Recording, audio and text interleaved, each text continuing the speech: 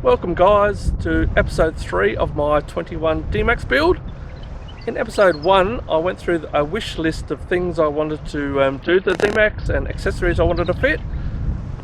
So in this episode I'll walk you through all the accessories I've fitted so far and some future plans I have for the Dmax. So without any further ado, let's get started.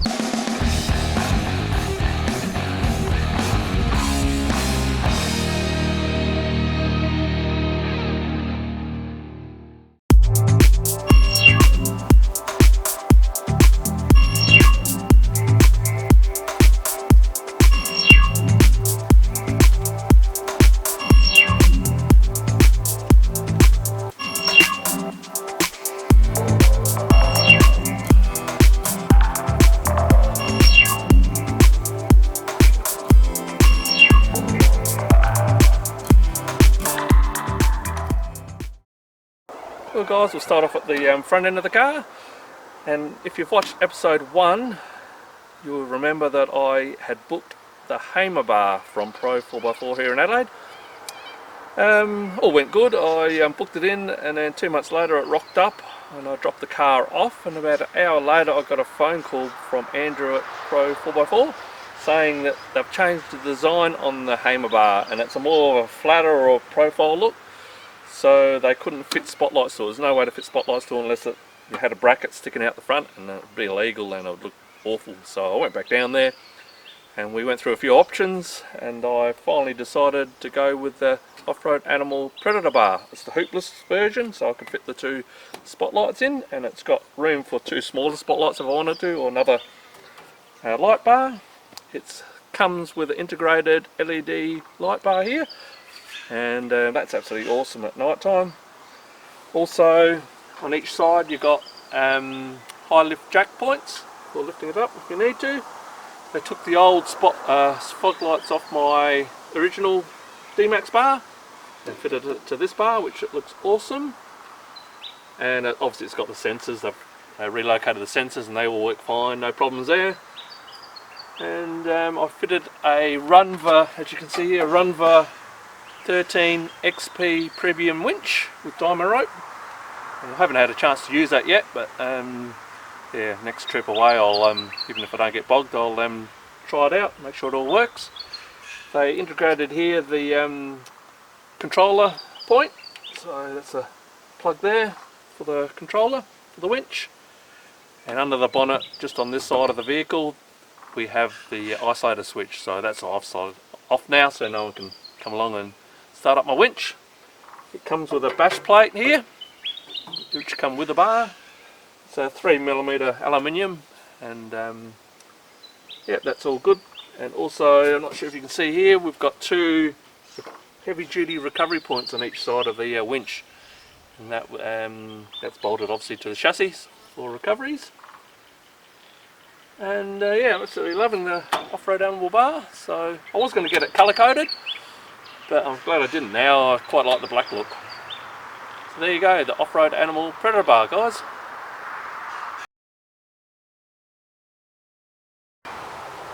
And to the Predator bar I've fitted 2 Lightforce LED spotlights, 200mm, and Night Vision I think is the brand, and yeah, absolutely brilliant they are.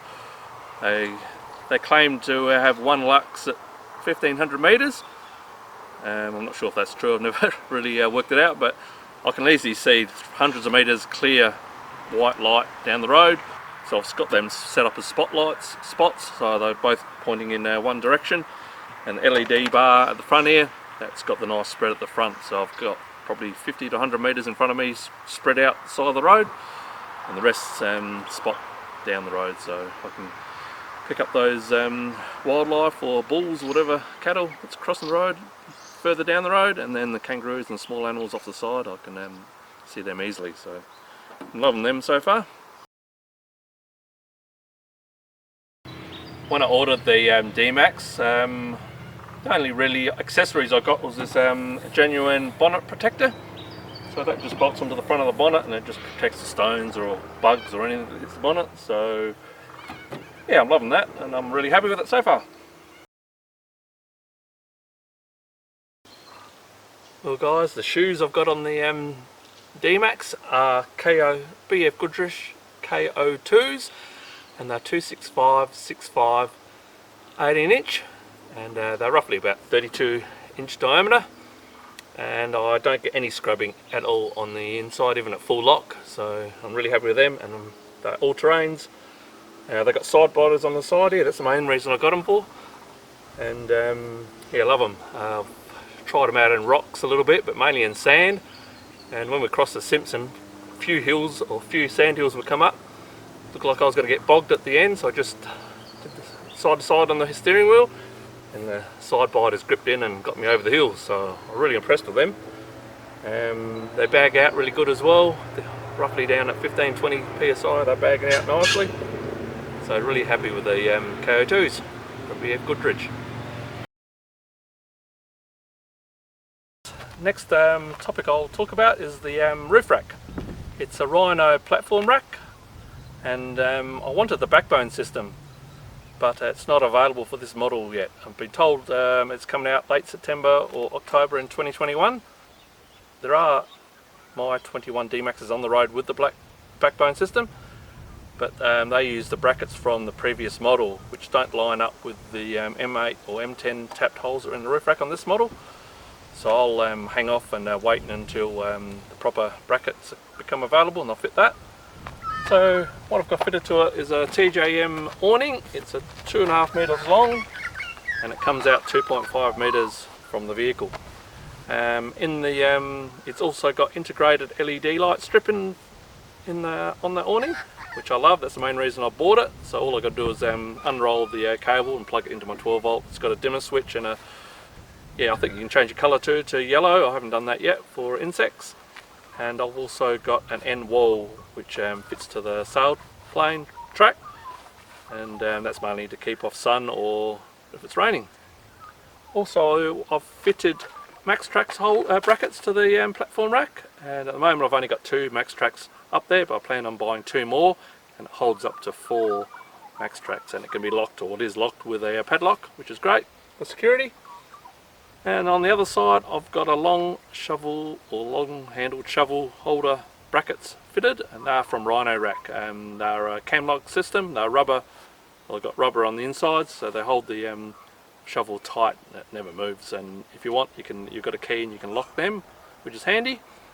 On the rear of the platform rack I've got a aerial bracket, which is for my CB aerial. And the good thing about the platform racks, if you take the end covers off, they've got a channel down the centre of the rack itself, and you can run the cables through that so you don't see them, and they're all nicely hidden. So that's the main reason another reason I bought the Rhino rack. I really like that feature of it. And nothing else I really got fitted to it, and all I basically put up there is light stuff like swags or anything like that. So yeah, really happy with the Rhino system. To the back of the Dmax I've got this aluminium Tubrack fitted. It's a custom design by the same mob that did my Snorkel, BR Customs down in Goolwa, and he's done an absolutely perfect job. In the Dmax on the roller shutter here we got, there's 2 slots on each side that you can put in M6 or M8 bolts, and yeah, it's roughly about 200mm from the roller shutter, and it's 1100 by 1100. And it's made like I said, made out of aluminium, which is great, and it's powder coated in black. And main things I keep up here is light stuff like swags. I've got a Chaos box eye strapped to the other side with my camp chairs, and that's about it really. On the longer trips, like I did up the Simpson, I put a couple of water bottles at the front, so I've got extra water. But yeah, I try not to keep heavy stuff on here. It's got a load rating from Isuzu. The Tubrack's got 75 kilos. I also installed a 4-inch stainless steel snorkel. It fits straight into the original OEM airbox. I didn't want to put a new airbox on because that would void my warranty, I was told by Isuzu. So I've gone with just a short entry 4-inch stainless steel snorkel, and it hooks up to my airbox with the original airbox, so that keeps my warranty. It was made by a firm down in Goulburn, South Australia, by the name of BR Customs. So if you're interested, he does a great job down there, Brad. So I'll give him look him up on Facebook or online, and give him a call. I recommend his services. He fitted it as well. Mine was the first Dmax he ever did, and it was one of the first Dmaxes probably to be done in Australia, I think. Some people think it's loud, but when the window's up, you can hardly hear it. But wind the windows down, it gives I reckon it's a lovely sound. It's a deep, nearly a V8 type sound, and you hear the whistle of the turbo. So I absolutely love the sound. I'll play some footage, and you can decide if it's too loud for you guys. Well guys, I'll just do a sound test for you so you can hear for yourself what the stainless steel snorkel sounds like. So at the moment I'm driving along, I'm going up a hill, and yeah, you can't hear any noise coming out of the, well, to me I can't hear any noise coming out of the exhaust, so, which is good. If people don't like the noise, I'm just going up the hill now, and yeah, I'm powering on now. I don't know if you can hear that. So now I'll just I'll wind the window down, and you can hear what it sounds like without any, or with the window down. So I'm just going up another hill. So you can hear the whistle of the snort. Yeah, so you can hear the whistle of the turbo.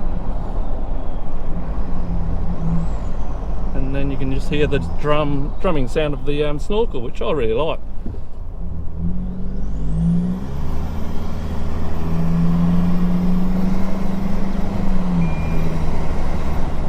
So there you go guys, it's not that noisy, even with the window down. You got more noise from the wind and the air flying past you than the actual snorkel. Next on the list guys is Rocksliders. Can't recommend these highly enough. These are from Legendex, and the steel construction made from 32 by 3 or 4 mil pipe, and they clamp to the chassis.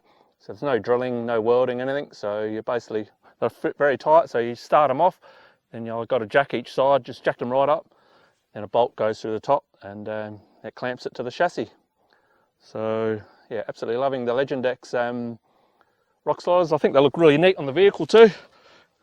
And I'm not sure if you can see this, but it like darts out at the back here. And that's, if you go on their website, it's a good idea really. If you're sliding along a rock, and it hits this section, it just pushes the vehicle away from the rock, which is a great idea. So they look stylish, they're up high, it's not hanging down, and they'll protect all the sill. So highly recommended guys, Legendex Rocksliders. Well guys, another form of engine protection is bash plates. Obviously if you're going over any rocky surfaces, or when you do any forward driving, you should really have bash plates just to protect your undercarriage and your engine. So I've installed TJM full length bash plates underneath, and there's a couple of things I like about them. Obviously they're really thick, I think they're 3 or 4 mil thick, stainless steel I'm pretty sure they are, or no, mild steel should I say, powder coated. And as you can see under here, I've in the last video we're up the Hungry Ranges, and I definitely tested the bash plates out, and had no issues there apart from a few scratches under there. There's no real bent, they're not out of shape or anything. So, and I've hit some big rocks, so I'm really happy I got them before I went up the Hungry Ranges. And it goes basically from the the animal off-road animal bar here. They've got a front bash plate, 3 mil, and it basically hooks up to that and goes right back to the transfer case. So there's full protection there. You don't have to take any off to do oil changes, which I loved. Yeah, they're all up high, so, and neat, so they're not hanging down low and getting caught on anything. So really happy with the TJM bash plates.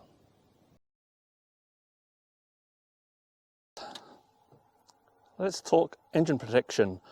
The first 2 things I put on my vehicle as soon as I got it was a catch can and a secondary fuel filter.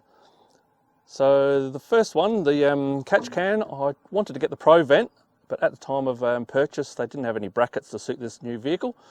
So instead of making up a bracket myself and probably bodging it up, I decided to go with something on the market, and HPD was my option. So I bought that. Great thing about HPD, they got a dipstick, so you can just pull it out and check the oil level. It holds roughly about 250 millimeters of, or mils of oil, and since new, I've only changed it twice, and it's roughly every 8,000 kilometers it gets that much of oil in there. If you're going to go with a catch can, make sure you get a really high quality one that's got a filter and also a dipstick or some way of easily seeing the level of the oil in there so you can drain it. I'm not sure if you don't know what the catch can does. Basically that stops all your gunky oil clogging up your intake. So with modern diesels, but obviously you're going to get blow by, and that gets sucked back into the crankcase, and eventually that gets recirculated through intake and into the combustion chamber again. And that's not what you want, because it just gunks up and clogs up your intake, and eventually you'll lose a bit of power, bad fuel economy, and in extreme cases you can blow your engine up or do engine damage. So to protect your engine, get a catch can, guys. Second one I got is a secondary fuel filter, and this one's pre-filter, so it goes before the main OEM Isuzu filter. So the main reason this one's a 30 micron filter, and I believe the OEM's 5 micron. So this is mainly to get rid of the water. It catches 100% water, and also algae and larger objects that are inside your fuel tank before it goes through your main fuel filter. This one was from Direction Plus, I think it's called. I'll put the link below, and it also has a audio alarm that goes off if there's any water detected in the fuel, and then you can just come out. You just got a little drain plug at the bottom and drain it out. So that's a good idea. You don't even have to check it every day. Just run until you hear the alarm go off in your car. So I'm loving that. And they last for about 40,000 kilometers before you have to change them. And same with the filter on the catch can. I think that's about 30 or 40,000 Ks as well, which is good. So that's the two main engine protection systems I have on my vehicle. I am thinking about getting diff breathers and transfer case and gearbox breathers, but until I go through some deep water crossings like Cape York or over in the Victorian High Country, I'll hold off. But I'll definitely get those before I go through any deep water crossings, because you don't want to suck water into your diffs or your gearboxes. So yeah, that'll be next. And that's a bit about it for engine protection. Next on the list to talk about is the Comunications. So I've opted for the GME XRS Connect. Main reasons I've got that is because the main box could be hidden up under the dash. So all I've got is basically the handpiece. So the guys at Electric Bug installed a socket or an outlet on my console using the OEM plastic pieces. So yeah, it makes it a really neat connection. So all I do is get the handpiece out the glove box, plug it in, turn it on, and we're good to go. A couple of other features of the XRS which I liked is if you're in a convoy, say you're on channel 10, and you can click scan, and it will scan all the other channels, still leave you on channel 10 so you can talk to your mates, but it'll scan, and it come in really handy going crossing the Simpsons. So if you pick up chitter chatter, it'll pick it up and you can talk to someone, which is great. Also, the XRS comes with an app that you can log on to, and then you can change settings and do various things through the app, which is great. Another cool feature of the XRS which I like is it records the last 10 seconds of all the conversations. So if you're in a convoy and your mate says turn left and you didn't hear him quite right, just press the button and it'll repeat the last 10 seconds, and you can hear him, and you can repeat that as often as you want until you understand what the conversation was about. So highly recommend the GME XRS Connect.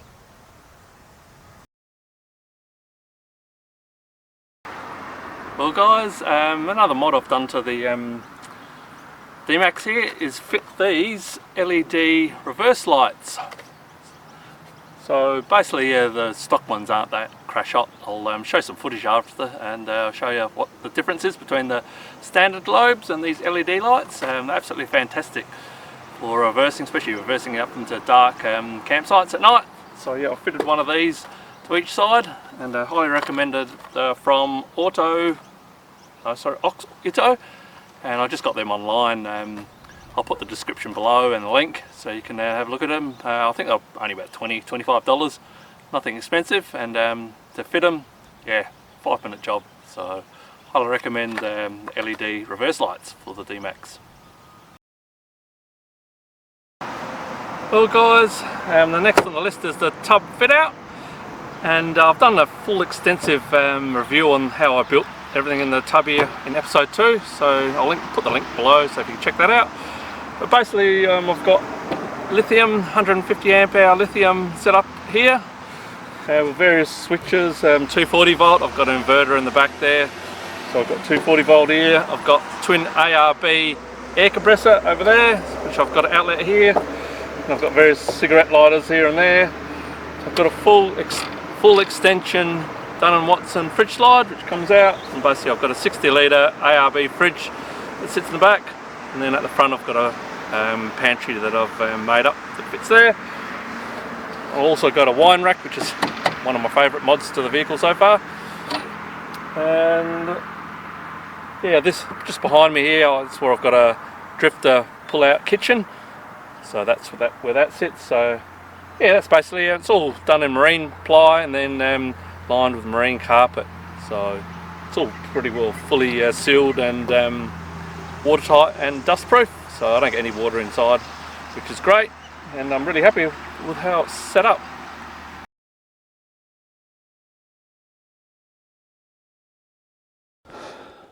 Well guys, that's about it for all the mods I've done to the Dmax so far. I'm pretty happy with everything I've done so far, so I cannot wait till the borders open up and we can get into state and do a bit of camping and test it all out. So for the future mods, I've got a few things planned, but I probably won't be there for another 2 or 3 years. First off, I'll probably do suspension. The reason I haven't done suspension yet, I'm pretty happy with the OEM suspension actually, and I'm not into really any heavy forward driving yet. So when the borders open up and I can get over to the Victorian High Country or up to Cape York, that's when I'll look at putting on suspension on. And I'm going to go with not TJM, sorry, Ironman. I was going to go TJM, but I've decided to go with Ironman suspension, 2-inch lift. And depending on what future mods, I'm 50-50, I might do a GVM upgrade at the same time. Future mods I have planned, probably in a few years time, but I'd like to put a canopy on the back. And the reason for that is more room inside. It's all set up for camping to go away, and I can put a rooftop tent on. So that's what I do. I want to get one of those open clam shaped ones. Oh shit, mozzies here. A lot of mozzies around here. And yeah, so I'll put a rooftop tent on a canopy and it'll be all set up for camping. So basically all you've got to do is put your food in and head away. So yeah, that'll be in probably 3 years time, 4 years time, I'll be looking at that. Other future mods would be, like I said earlier, will be diff breathers and gearbox breathers. And just got to look on my list. I've got a list here of, oh yeah, when I get the canopy, I'll probably do a brake upgrade then, which the Dmax, as you know, is drum brake at the rear, so I'll do a disc brake upgrade and get new rotors and brakes for the front. So that'll give me some better stopping power with all the weight I'll probably be towing. I'll probably get a long range fuel tank as well then. And at the moment it's just this OEM 70 litre, and I get roughly between 750 and 850 kilometre range. So I'm pretty happy with that at the moment, but if I'm doing any long touring, yeah, I'll definitely get a long range fuel tank. What else mods have I got on my list? Yeah, I'll probably get tyre pressure monitoring system. I think that's a good idea. I've blown a couple of tyres in before. I think if you get a tyre monitoring system, at least it gives you a warning when you got a flat. So yeah, you can pull over quickly and hopefully save your tyre. So I'll definitely look at a tyre monitoring system. And maybe I might get a transmission cooler, an aftermarket one, to get for extra cooling of the automatic transmission, which is a pretty good idea. I've been told they don't like heat, so if you're doing a lot of sand driving or towing, it's a good idea to get a upgrade your oil cooler. So I'll definitely do that, I think. So that's about it, guys. So if you've got this far in the video, thank you very much, and I hope I've inspired you for your build. If you have any questions, put them below and I'll try and answer best I can. I'll put all the links also, and all the links to the companies I used for my build. and yeah, you can check it out, and yeah, hopefully I've inspired you for your build. So until next time guys, stay safe, happy camping, and leave no trace. Bye for now. Thanks for watching guys. Please subscribe, hit the bell icon, which will encourage me to create more content for you guys. Until next time, take care, and I'll see you in the next video.